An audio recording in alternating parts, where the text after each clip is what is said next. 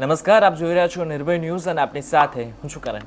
ચૈતર વસાવાને સમર્થન આપવા માટે આગામી 7 તારીખે આમ આદમી પાર્ટીના રાષ્ટ્રીય સંયોજક અરવિંદ કેજરીવાલ અને પંજાબના મુખ્યમંત્રી ભગવત માન નેત્રંગ ખાતે આવીને વિશાળ જનસભાને સંબોધશે। ત્યારે આ કાર્યક્રમને સફળ બનાવવા માટે આમ આદમી પાર્ટીના કાર્યકર્તાઓ મેદાને છે।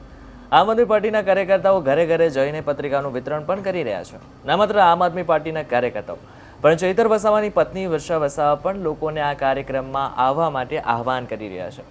તમને જણાવી દઈએ કે ના માત્ર અરવિંદ કેજરીવાલ અને ભગવત માન જનસભાને સંબોધશે, પણ તેઓ ચૈતર વસાવાને મળવા માટે જેલમાં પણ જવાના છે। ત્યારે આમ આદમી પાર્ટીના ગુજરાત પ્રદેશ મહામંત્રી મનોજ સોરઠિયાનું શું કહેવું છે તે એકવાર સાંભળી લઈએ। રવિવારે 7 તારીખે નેત્રંગ ખાતે આમ આદમી પાર્ટીની એક વિશાળ જનસભાનું આયોજન થવાનું છે। આ જનસભાની અંદર માનનીય મુખ્યમંત્રી શ્રી અરવિંદ કેજરીવાલજી અને માનનીય મુખ્યમંત્રી શ્રી ભગવત માનજી પધારવાના છે।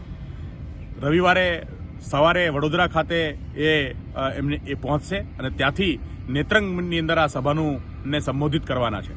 ત્યારબાદ આમ આદમી પાર્ટીની લોકસભાની ચૂંટણીની તૈયારીઓને લઈ અને એક બેઠકનું આયોજન થવાનું છે અને બીજે દિવસે એટલે કે 8 તારીખે સવારે માનનીય ધારાસભ્ય શ્રી ચેતરભાઈ વસાવાને જેલની અંદર મુલાકાત કરવા માટે બંને મુખ્યમંત્રીઓ જવાના છે।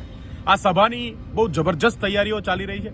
આમ આદમી પાર્ટીના કાર્યકર્તાઓ, પદાધિકારીઓ અલગ અલગ ગામોની અંદર આ વિસ્તારની અંદર સતત પ્રવાસ કરી રહ્યા છે અને આ સભાનો પ્રચાર થઈ રહ્યો છે। મને પૂરો ભરોસો છે કે 7 તારીખે આ વિસ્તારમાં કદાચ જ આયોજિત થઈ હોય એવી વિશાળ જનસભાનું આયોજન થવાનું છે।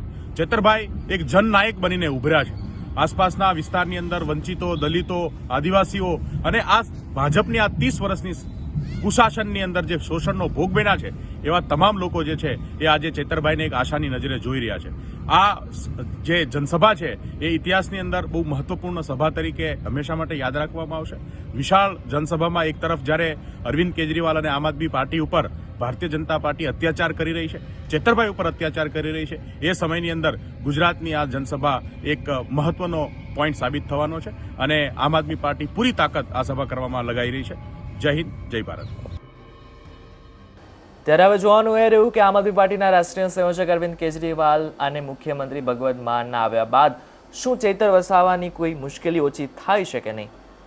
આપને અમારો રિપોર્ટ કેવો લાગે મને ચોક્કસથી જણાવશો। જો આ વિડીયો થકી તમને કોઈ માહિતી મળી હોય તો વિડીયોને લાઇક અને શેર જરૂરથી કરજો તથા અમારી ચેનલ નિર્ભય ન્યૂઝને સબસ્ક્રાઇબ કરવાનું ભૂલશો નહીં। આભાર।